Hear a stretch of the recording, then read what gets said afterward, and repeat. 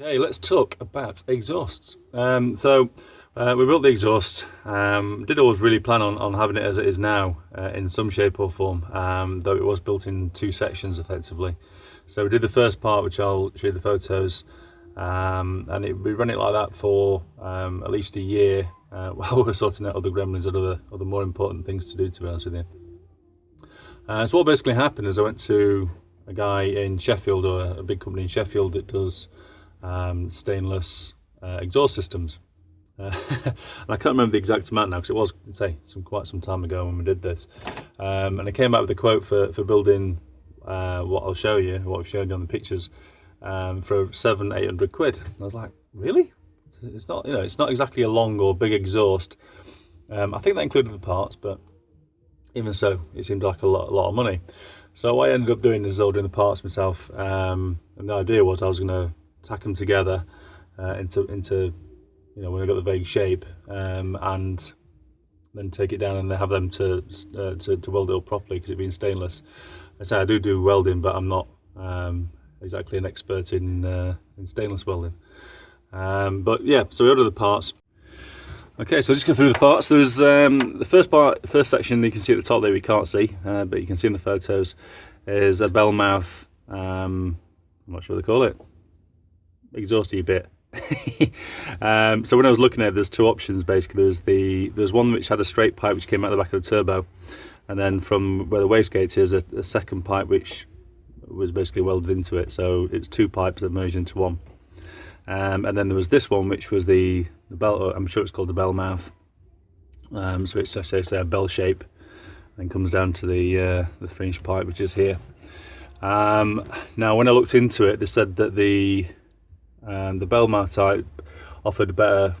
It helped the turbo spool up basically at low revs, so a better response at lower revs, and that obviously seemed the better option to go for, so I went for it. I don't know if there's any advantage to having the one that's a straight pipe and the joint pipe. I'm not sure if that's how a standard Subaru one is. I just don't know. I'm not sure. From there, it went down to a 90. I can't remember if there's a small straight section in there. I don't think there is. And then another 90 at the bottom. There's a very small bit of straight pipe in between that and the back box, because I actually bought a metre of straight pipe thinking I'd need more, and it turns out I didn't need it at all, hardly. And then there's the back box. The back box we went for the biggest stainless one I could find. Basically, I didn't want it to be mega loud. I wanted a nice sound, but I didn't want it to be, crazy loud like some of my Beetles used to be in the past, and used to get damaged as well. So I used to set off from the wife's house very early in the morning when she wasn't my wife. And as a consequence of that, people used to vandalise my car every so often. So I'm quite convinced it was because I couldn't sneak off to work in the morning very early without waking everyone up. But anyway, so I didn't want it mega loud. So if the biggest back box we could find in stainless, it's straight through. So if you look down the bore of it, you can actually see out the other side. So there's no restriction there other than the baffling around the outside of that. And that's what we fitted down there. And then it comes out to another 90 section, which as it was, I was going to chop off, so it kind of pointed down towards the ground, but I never got around to doing that, and we never got around to extending it straight away, as I mentioned. So it kind of lived like that for a year.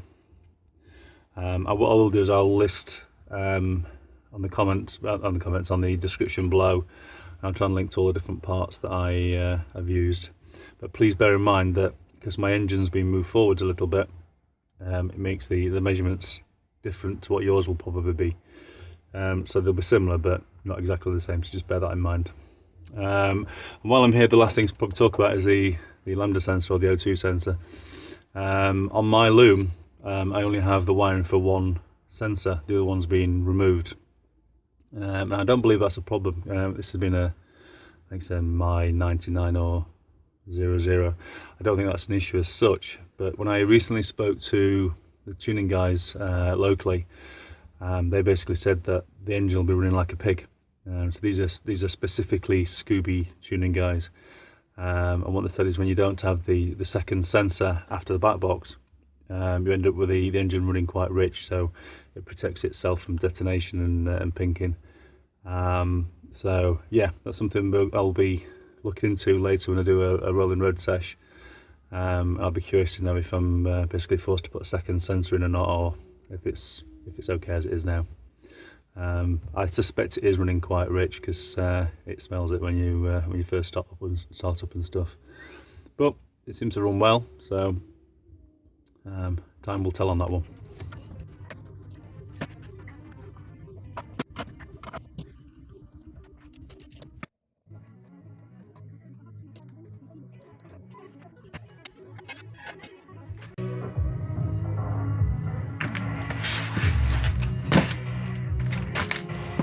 Okay, so to construct it was a bit of a two-man job really. So what we did is we got the parts and then literally got a bunch of Jubilee clips, so big Jubilee clips that are clamped down for 3 inches, and then linked the parts, different parts together. You can't do it on your own, you just can't, because when you're hanging parts and trying to tighten up and they fall off everywhere, and unless you're going to be pulling your hair out big style, it's just not really doable. But as you can see, what we did is we constructed it so it came down, comes down behind the back of the axle. Get some light on there. So because the car's now jacked up in the air and the wheel's at its lowest point, you can tell where it needs to go to run under the axle. Obviously the back box there, it used to have a section which came down, it just came under the wing here. So I was going to point it at the ground, but I never chopped it off in the end because this was vaguely in the plan, and I thought I could reuse it and point it that way, which is what we did. So yeah, so I Jubilee clip them all together. All your joins, if you do a little line across them, I did a couple on each, and then obviously when we come to kind of reconstruct it on the ground with a welder, you can then tack it together when you got where you can see the lines together and test fit it all. And the plan was vaguely to take it back to the guys who gave me the initial quote, so it'd be nicely TIG welded up, but in the end, because I kind of made a start on spotting it, I just finished it off. I'm no welder of stainless, that's not my expertise at all. I do plenty of welding in normal steel and mild steel, but so I thought I'd have a go, and to be honest with you, it was a bit clunky, but it worked out all right. It looks like a strong enough join. Yeah, I'm relatively happy with where it is. It's not a show car, it's there for strength, so I'm not too worried about it. Okay, so then we came to extend it. So the part that used to come off in and exit into the wing, we chopped off, which is what's been reused here, I believe, as part of the 90. I bought a couple of flanges. They were quite expensive actually, about 25 quid I think. I thought it was a lot of money for what they are, so you could possibly make them yourself if you want to. But yeah, a couple of flanges. We twisted the 90 around and reused it there, and then we got a FLEXI section. The reason we got the flexible section was to not so much for any vibration, but so you can alter the angle just very slightly. It gives you a little bit of play, and yeah, it came in really. It's pretty essential, unless you can do better measuring than me in making sure the back section was square, which it now is. The back box itself is actually mounted on a small bracket we made, and that's actually mounted off the heat shield of the original exhaust and manifold. So the entire section, the entire exhaust in fact, is actually mounted with the engine, so no part of it is actually linked to the car at all. So in theory, as the engine drops, the exhaust moves with it, so it's not going to hopefully come or crack off. It's relatively rigid, you can't really move it. So the flexible section's in here, and then I had a metre of straight pipe left from the first build, which I actually bought by mistake. So what we've effectively got here is a straight length of pipe, and then we've cut into it here, and then cut off the other parts of the straight pipe, and then they've gone into the section where we've cut it out. Now, I made a complete balls out, to be honest with you. I didn't make a very good job of it at all. I tried to do a bit at a time, but it meant putting more welding there than I'd like to, really. So I'll try and link to a guy on YouTube I found, which I wish I'd found first actually, and he shows you exactly how to do it with an angle grinder, and it makes it look so easy, and it'll be a good finish if you find it. So I'm not linked to him at all, nothing to do with me. It's an American guy, but yeah, I'll try and find the link for that video if I can find it.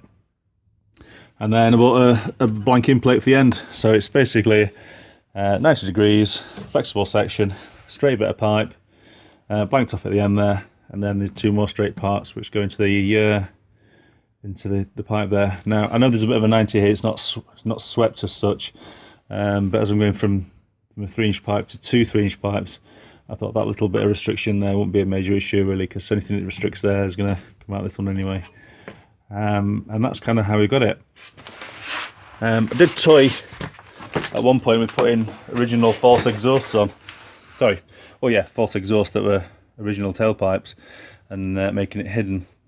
But I've got to say, I really do like the big chunky tailpipe look. They're not quite finished because I was going to put some chrome tips on the end there. You've got to note as well that they are stainless, however, it's rusting there a bit, so not all stainless is unequal. I think this is 304, I'm not entirely sure. I can't remember now to say, so long since I bought it. But bear in mind, it's not always going to say rust free, it's starting to rust a bit there. And that's our exhaust. The mounts here are what hold the straight bar goes across there. So I've got a couple of D clamps, and these basically support the weight of it all, and they're obviously mounted off the engine as well. And then just to triangulate it underneath, there's just a small section there which we made. Looks like a bit of Meccano, doesn't it? I think it's a bit of an IKEA drawer or something. But yeah, that again goes to the heat shield on the exhaust, and so it's all triangulated, and it's literally, you can't move it. It's rock solid, and moves nicely with the engine. In terms of volume, in terms of volume of noise, it is noisy. It's hard to know how to compare it really. If you compare it with such as a turbo muffler back box on a air-cooled bug, it's probably something similar to that. Certainly when I moved the outlet from the side here to the back, the noise within the cabin changed. It became less boomy. That's probably because I'm shooting the noise backwards rather than anywhere else, but it's acceptable, and it's got a nice little gurgle and pop on you when you're downshift and stuff. And it sounds kind of Subaru-y, which is nice. So I like that sound. So yeah, that's the exhaust. So any questions, you're welcome to put questions on. I'll try my best to help out and answer if I can. But good luck. Cheers guys.